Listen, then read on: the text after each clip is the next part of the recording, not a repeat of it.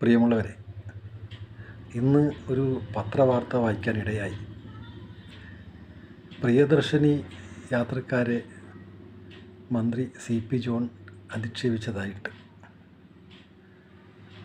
ഈ വിഷയം എത്രമാത്രം സ്ത്രീകളെ അവഹേളിക്കുന്നതാണെന്ന് മന്ത്രി തിരിച്ചറിയേണ്ടതാണ്. കാരണം വോട്ട് കിട്ടാൻ വേണ്ടി ഒരു പ്രയോഗം നടത്തിയതാണ്, സ്ത്രീകൾക്ക് സൗജന്യ യാത്ര. അവരുടെ ഈ വാഗ്ദാനങ്ങളിൽ വീണിട്ടാണ് ഇവരിപ്പോൾ ഭരിക്കുന്നത്. അതുകൊണ്ട് സ്ത്രീകൾ അങ്ങോട്ട് ആവശ്യപ്പെട്ടതല്ല. UDF സ്ത്രീകൾക്ക് വാഗ്ദാനം ചെയ്തതാണ്. അതുകൊണ്ട് തന്നെ ഈ അധിക്ഷേപം മന്ത്രി പിൻവലിക്കണം. കേരളത്തിലെ സ്ത്രീകളോട് മാപ്പ് ചോദിക്കണം എന്നാണ് പറയാനുള്ളത്.